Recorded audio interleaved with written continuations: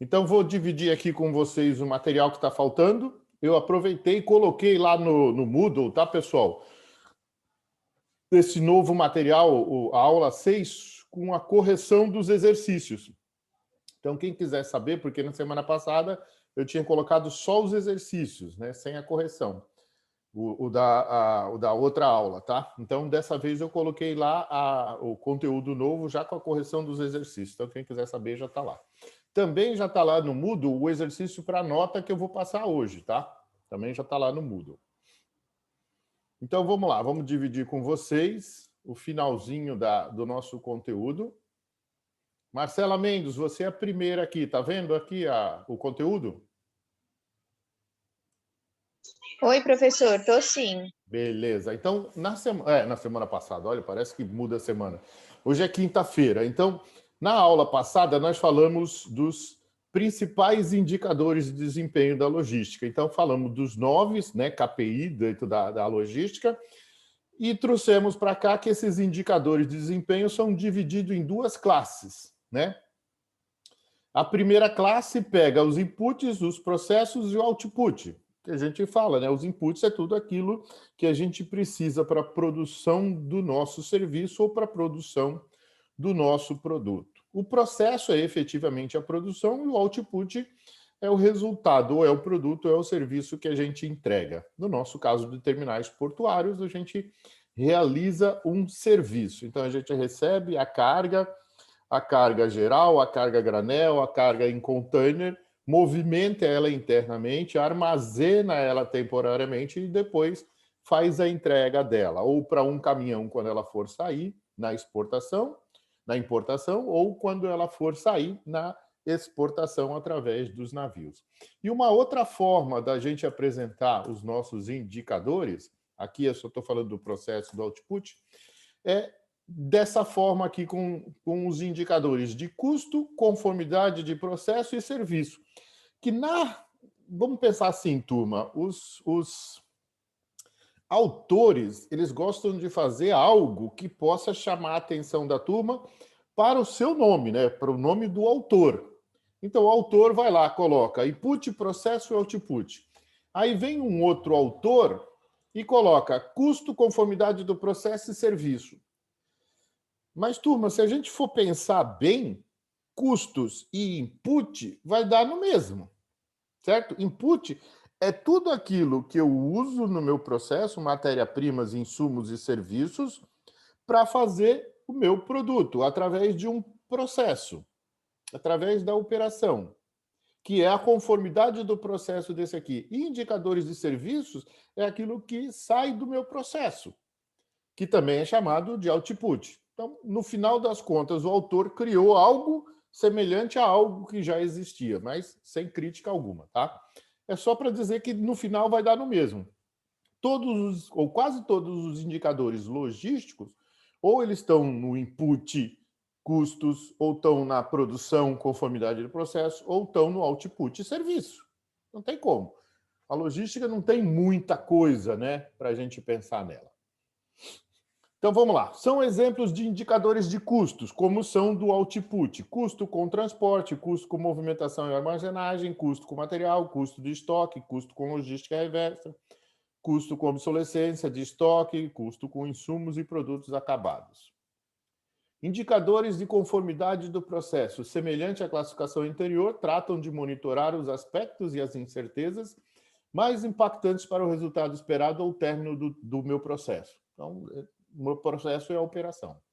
São exemplos desses indicadores: o nível de acerto da conferência de materiais recebidos, a produtividade da carga e descarga, produtividade, lembrem-se disso, a gente falou bastante, o cumprimento dos prazos de entrega, a utilização da capacidade do caminhão, etc. Indicadores de serviços refletem a performance do processo e permitem acompanhar o seu resultado final. Serviço tem muito mais a ver com a gente, né, do terminal portuário, porque a gente não produz um produto, né? Tudo que a gente faz é serviço. Um exemplo é a curacidade do inventário e o percentual de pedidos complexos. Indicadores de desempenho em logística. Seguramente existem mais de uma centena de indicadores de desempenho na logística. Então, a gente está falando de tudo que é input ou custo, tudo que é processo ou operação, e tudo que é serviço ou output. Mas a gente vai introduzir mais algumas características da logística para vocês entenderem esse universo que ele fala aqui, que são as centenas de indicadores de desempenho. Então, abrangendo o monitoramento da performance das atividades de transporte, movimentação e armazenagem de materiais, na logística reversa e na gestão do estoque. Então, lembrando, performance tem a ver com desempenho, tem a ver com eficiência, ok? Essa diversidade de indicadores é o resultado de diferentes nomenclaturas adotadas pelas empresas e por pequenas adequações em relação ao conceito original.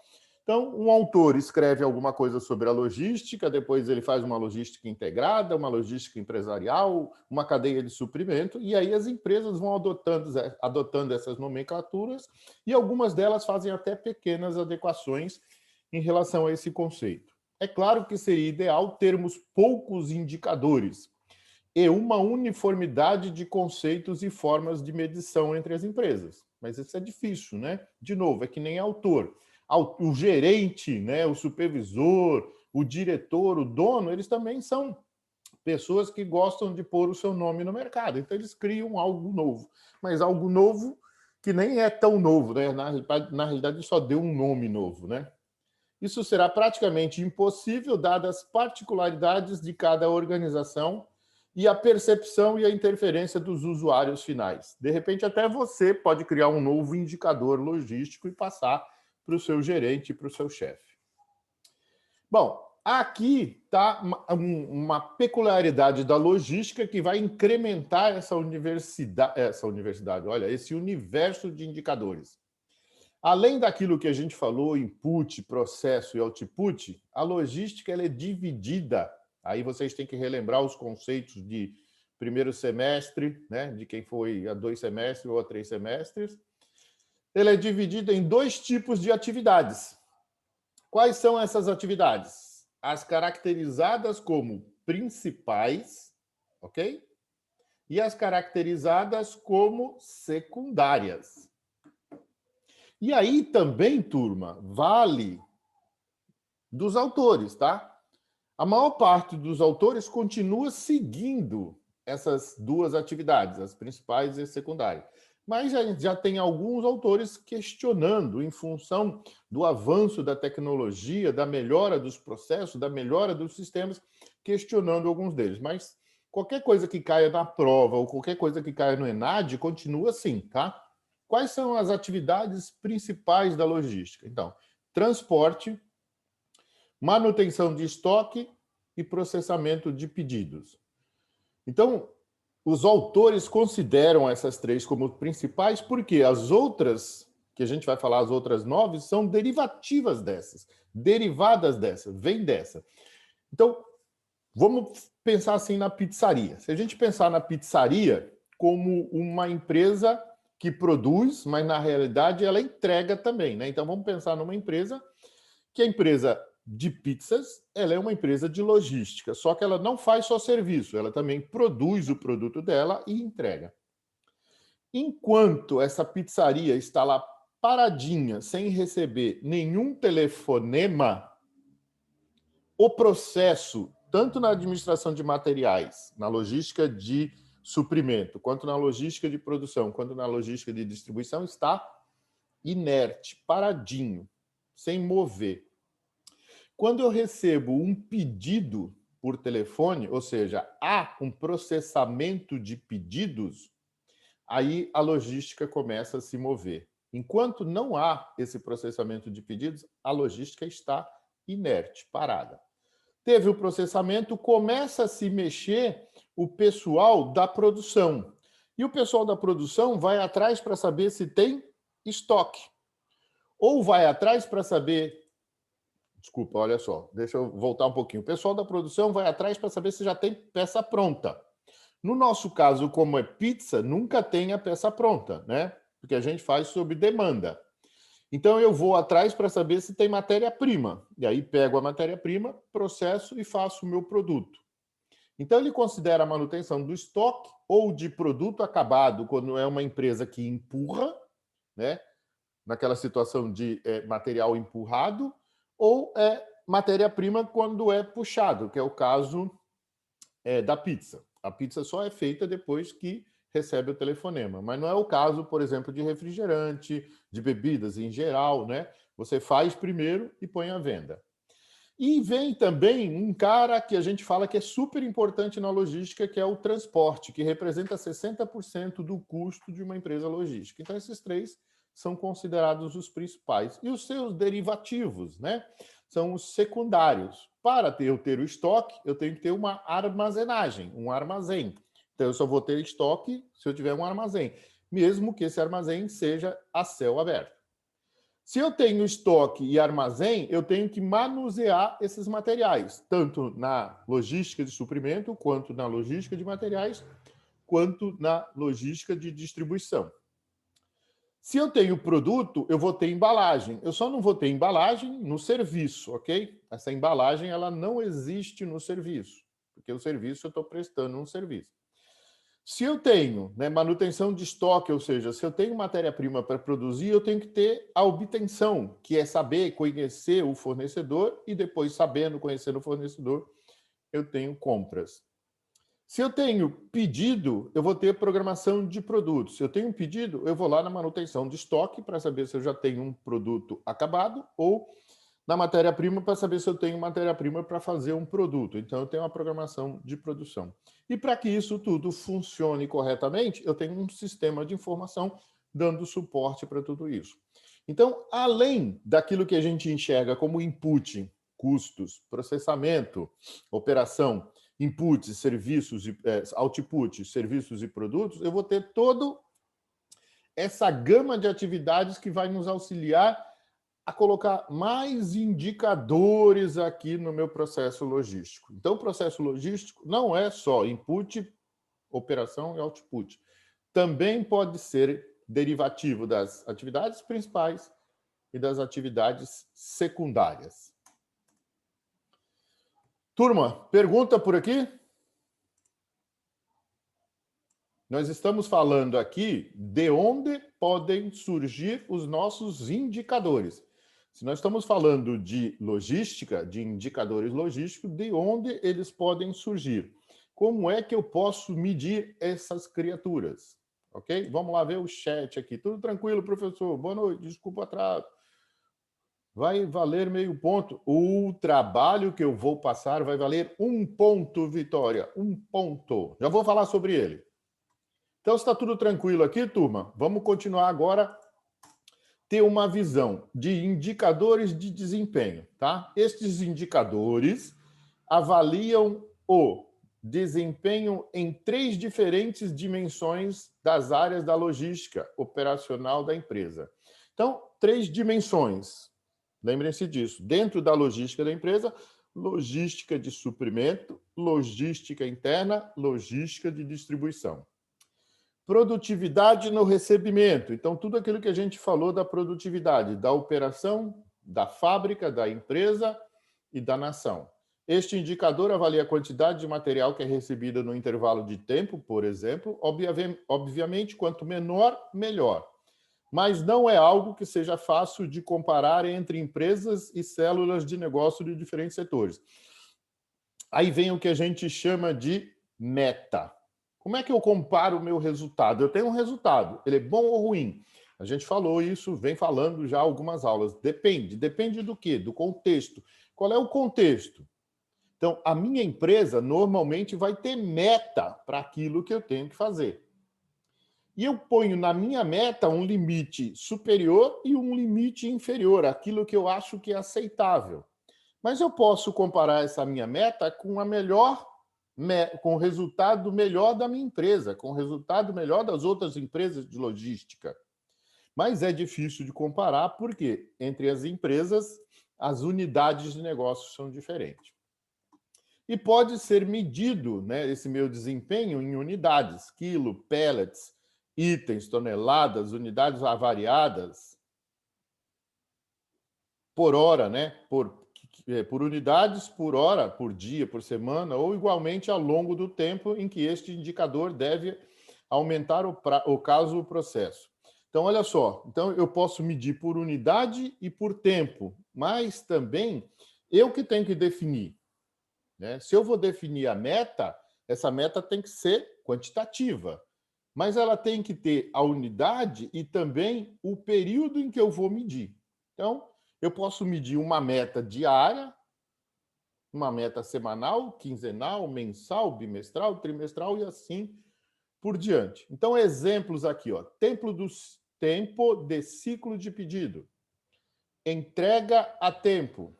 Ciclo de tempo de reposição. Dias de estoque de produto acabado. Taxa de atendimento. Tempo de atendimento. Custo de manter o estoque. Isso são indicadores de desempenho. Lógico que depende da empresa, do negócio, né, que a empresa tem, alguns deles vão ter e outros não vão ter. Por exemplo, na minha pizzaria, eu não tenho dias de estoque de produto acabado, não dá para ter, né? Se eu tiver um dia de estoque de produto acabado na pizzaria, tem algum problema. Continuando, critérios, definição de indicadores. Como é que a gente faz isso? Por que eu estou falando para vocês? Porque eu vou pedir para vocês definir indicadores, ok? Vocês é que vão pegar a empresa de vocês, o terminal de vocês e vão definir os indicadores. Como é que nós vamos fazer isso? Adequação de procedimentos de coleta, processamento e análise de dados. Consistência entre os objetivos propostos para o indicador e os resultados fornecidos. Facilidade de coleta e compreensão das medidas. Definição dos responsáveis pela coleta, processamento e análise de dados. Olha só, então quando eu defino o indicador, eu tenho que ver quais são essas variáveis. Alinhamento das medidas com a estratégia, ou seja, se eu tenho lá uma estratégia e eu tenho um plano de ação e eu tenho lá o que eu vou medir, tem que estar alinhado tudo isso, né? Monitoramento de processos críticos, uso de medidas à tomada de decisão estratégica, estabelecimento de metas para as medidas. Realização de benchmark, aí vem aquilo que eu falei, pô, meu resultado, né, meu desempenho, como é que é? Ele está bom ou está ruim? Como é que eu vou saber se ele está bom ou está ruim? Né? Então, de novo, depende do meu contexto. Eu vou ter que colocar uma meta. Vou ter que estabelecer se aquela meta tem um limite superior ou um limite inferior. E posso compará-las ao benchmarking, ao melhor resultado do meu departamento, ao melhor resultado da empresa, ao melhor resultado das empresas. É o uso das medidas para uma comparação interna ou o uso das medidas para uma comparação externa. Isso tudo aqui, turma, também são questões de ENAD, tá? O ENAD adora falar em benchmarking, tá?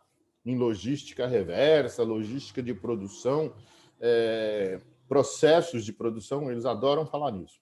Incorporação das medidas na rotina organizacional, ou seja, eu tenho metas, ok? Eu tenho lá meus objetivos, eu tenho minha estratégia, eu tenho meu plano de metas e eu tenho a minha execução, meu dia a dia. Eu vou incorporar essas medidas no meu dia a dia. Descentralização da coleta, processamento e análise dos dados. Uso das medidas, a tomada de decisão, média e alta gerência. Aqui, ó, as medidas estratégicas, a decisão estratégica. Aqui na rotina organizacional é a média e alta gerência. Relação custo-benefício da medida e disseminação eficaz dos resultados da medida. E, por último, aprendizagem através do uso das medidas. Para que serve um resultado? Né? Eu leio o resultado e aí, para que serve? Eu tenho que avaliar. Vou saber comparando com a meta, o limite superior e o limite inferior. E aí eu vou ter ações. Eu vou fazer o quê? Certo? O que eu posso fazer? Então, melhoria nos processos a partir do uso dos indicadores, evolução do sistema de indicadores ao longo do tempo e reflexão sobre os resultados obtidos com as medidas. Por que eu coloquei esse slide? No material que eu passei a semana passada, não tinha esse slide. Por quê? Porque quando eu for perguntar para vocês no exercício, vai vir a palavra explique. Então, você vai optar por um indicador. Optou por um indicador, você vai explicar por quê. Então, eu adoro isso daí, porque faz vocês pensarem um pouco. E faz vocês transcreverem aquilo que vocês pensaram, que é mais difícil ainda. Então, eu estou trazendo aqui critérios e variáveis para ajudar vocês na definição da escolha desses indicadores. Vamos lá. Agora, a gente vai usar um pouco disso aqui, turma. Olha só. Isso aqui é uma tabela de decisões estratégicas e operacionais da distribuição física, ok? Então, nós vamos usá-la. Aqui nós temos as linhas, ok? Linhas da estratégia e do operacional. A professora está faltando tático. Tá, não tem problema. Tipos de decisões estratégicas e operacionais. Não tem a tática mesmo, ok? Não tem a tática. E aqui eu tenho as atividades, certo? As atividades que a gente acabou de falar, principais e secundárias. Então, em função de cada uma das atividades que estão nas colunas, com cada uma das decisões, com os tipos de decisão, você vai ter um indicador. Tá vendo? Cada célula dessa daqui é um indicador. Ok? Então, eu tenho, olha só, as atividades principais e secundárias, ok? Nas colunas. E eu tenho as decisões estratégicas, essas 3 linhas aqui, e as decisões operacionais, 4, 8, 9 linhas. Quando eu pego a linha da decisão com a coluna da atividade, eu tenho uma célula, qualquer uma delas. Vamos, por exemplo, aqui, fiscalização das faturas da carga. Isso aqui é um indicador que eu tenho que medir. Como é que eu vou saber se o resultado desse indicador é bom ou ruim? Como é que eu vou saber se o desempenho desse resultado é bom ou ruim? Quando eu estabeleço meta. Qual é a meta? Fiscalização das faturas da carga. Então, por exemplo, eu tenho 10 faturas por dia. Quantas faturas eu tenho que fiscalizar por dia? Eu tenho que fiscalizar 10. Ah, mas pode ser que tenha algum problema na nota fiscal de entrada, não sei o que. Aí você vai ver justificativas de não realizar. Mas a meta é 10. Ou a meta é a quantidade de recebimentos diário. Isso é a meta. Eu posso colocar um limite superior, mais 1, e um limite inferior, menos 1. Posso até colocar. Como é que eu vou saber se esse resultado é bom ou ruim? Comparando com a meta. Ok? Para que a gente vai usar isso aqui, então, professor? A gente vai fazer agora um exercício de fixação. Então, galera, cadê aqui nossa amiga? Cadê você? Vitória, esse aqui é de fixação, ok? Exercício de fixação, para saber se você compreendeu o conteúdo. Ah, o de amanhã do ENAD, não sei, Vitória. Desculpa. O do ENAD eu não sei. Aí vocês têm que ver lá com a coordenação. Provavelmente vai valer alguma coisa, não sei, não lembro, tá? E aí, se eu falar alguma coisa, eu posso estar induzindo vocês. Então, desculpa. Já esse exercício de fixação, Vitória, esquece o ENAD hoje aqui. O exercício de fixação é para vocês compreenderem os conceitos e tornar esses conceitos um aprendizado. Na sequência do exercício, eu vou passar o exercício que vocês vão fazer para a nota. Professor, quando é que eu vou fazer o exercício para a nota? Hoje, ok? Hoje, na aula que vem, todinha a aula que vem, para me entregar até o final da TD3, tá? O exercício para nota. Mas já eu falo dele. Vamos falar desse exercício aqui, então, que a gente vai fazer. Antes de eu falar do exercício, alguma dúvida com relação ao conteúdo? Se tiver dúvida, põe a mãozinha para fazer a pergunta. Se não tiver dúvida, põe o positivo aí. Opa, perdão, eu não botei a mão. Eu ia te perguntar uma coisa. A gente tinha feito aquele exercício do que a gente te mandou também, era para TD3, aquele que a gente fez. Agora eu tenho que lembrar qual era o exercício. Sim, o exercício do custo. Do custo, não. Da produtividade. Vale meio ponto para TD3. E esse daí vale 1. Esse agora vai valer 1,5. E aí vai ter ainda. Pera, A 1,5? TD3 que vai valer 1. No Não, dia pera, me perdi. 27. A gente vai ter prova. Vai ter prova. Infelizmente, a gente tem prova. Desde um problema que houve lá quando a gente estava no presencial, a Mônica instituiu da gente ter uma prova, nem que valha meio ponto. Eu lembro. Mas Lembra disso? então vai Não, mas ser então meio ponto. Ah, não, desculpa, Bruno, desculpa, te interrompi. Não, eu só queria confirmar. É meio ponto daquela atividade, 1 ponto dessa e meio ponto da prova, é isso? Não. A nossa ATD3 vale 2,5, ok? Sim. Então, meio ponto do exercício que vocês me entregaram, 1 ponto do exercício que vocês vão me entregar e 1 ponto da TD3. Entendi. Qualquer Professor, coisa. Peraí. Qualquer coisa que tenha a mais do ENAD é a mais. Entendi, tudo bem. Beleza. Peraí, Só queria Júlia. confirmar, entender. Tá, a Marcela. não, era essa questão do ENAD mesmo, professor, que eu ia perguntar. Então, por exemplo, se você tirou, Júlia, 2 comigo e tem mais meio ponto do ENAD, você vai ficar com 2,5. Se você tirou 2,5 comigo, mais meio ponto, não vai ajudar em nada. Não, tá. Não, mas meio difícil tirar 2,5 contigo. Entendi. Tá bom.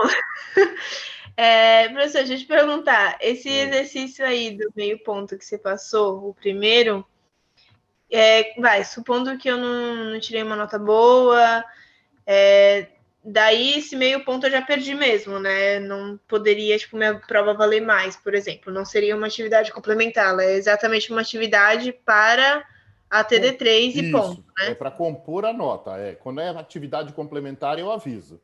Nesse caso, o ENAD é uma atividade complementar. Esse primeiro exercício, não. Esse primeiro exercício foi um exercício compondo a nota. Meio ponto dele, 1 ponto deste e 1 ponto da prova.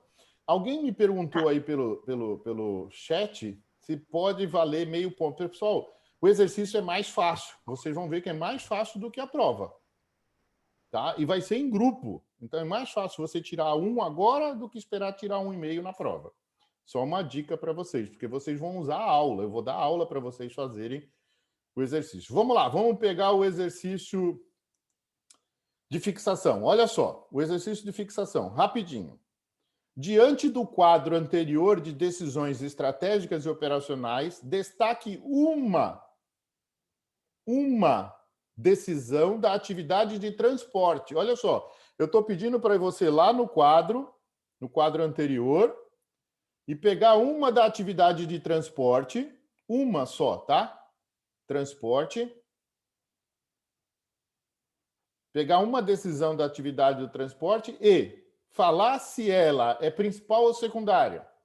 Qual é a atividade que você pegou de transporte? Principal ou secundária? Nossa, essa é uma pergunta cai do céu, né? Para essa atividade, para essa decisão, você vai indicar 3 medidas de desempenho.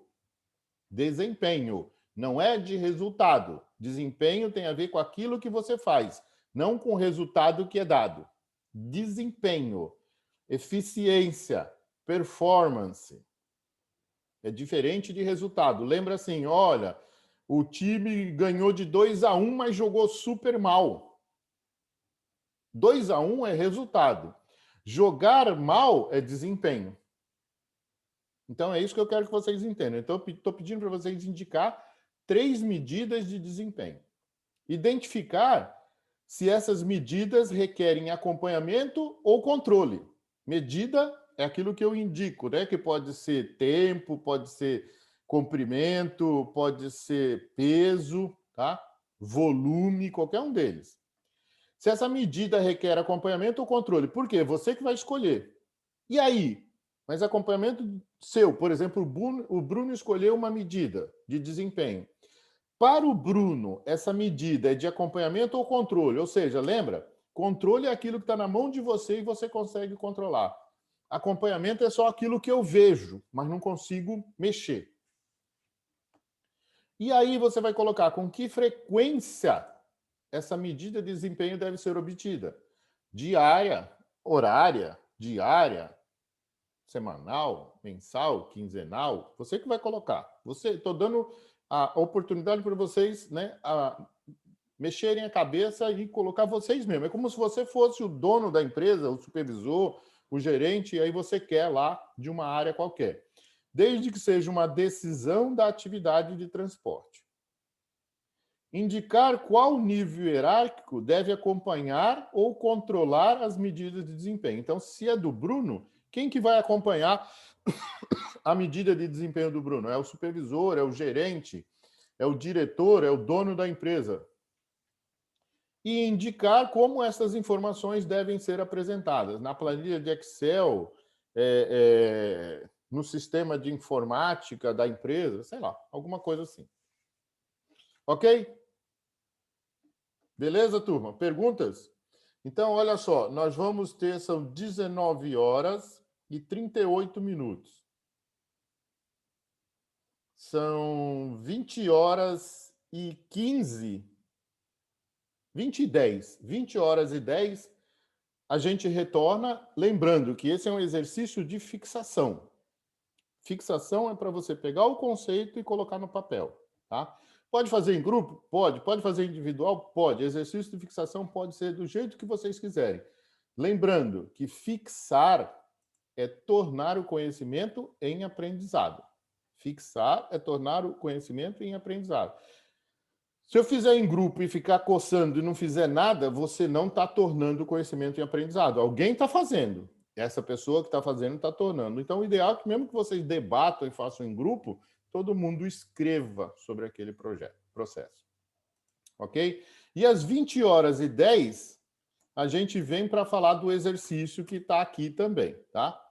Do exercício que vai compor a nota.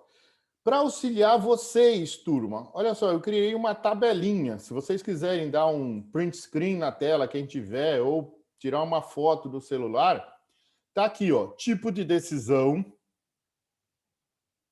certo? Decisão escolhida. Então, nesse caso aqui, se ela é principal ou secundária. Qual a decisão que você escolheu dentro do transporte? Qual o indicador de desempenho? 1, 2, 3. Aqui, ó, tem uma coisinha branca aqui, bem fraquinha, mas tem. Qual o tipo de verificação que você vai fazer?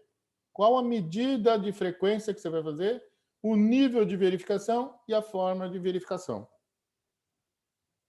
Então, vocês podem dar um print. É para fazer nesse negócio aí? Ah, tá. É para fazer nesse negócio aí, não é para fazer escrito não, né? Não, vocês fazem da melhor forma. Isso aqui é para auxiliar vocês, porque provavelmente vocês vão falar, pô, professor, eu nunca vi isso. Então, eu criei essa tabelinha aqui para auxiliar vocês.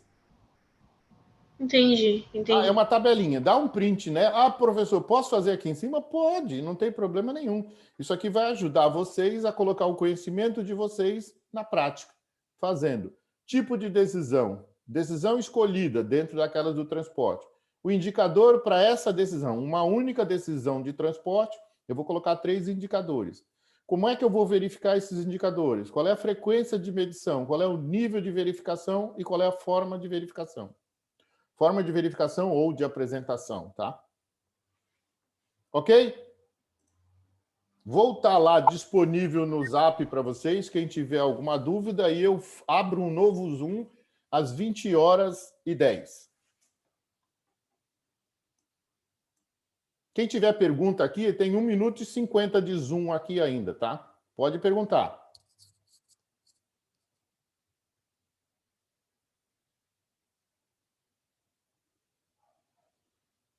Galera, perguntas? Perguntas? Acredito que não, prof. Parece tranquilo, né? Uhum. Então tá. Lembrando que o indicador que eu quero é indicador de desempenho, tá? Indicador de performance, indicador de eficiência. Indicador de resultado a gente vai pedir no outro exercício. Agora é só de desempenho. Gratidão, turma, pela essa primeira parte. Daqui a meia hora eu abro um outro Zoom, beleza? Beleza, professor. Tá bom, professor. Enquanto isso, deixa eu ver aqui. A Kainara fez uma pergunta. Não é, prof. É muito ruim fazer o trabalho pelo Zap. Ninguém entende. Ah, tá. Ok, Kainara. Pode fazer sozinha, não tem problema nenhum, tá?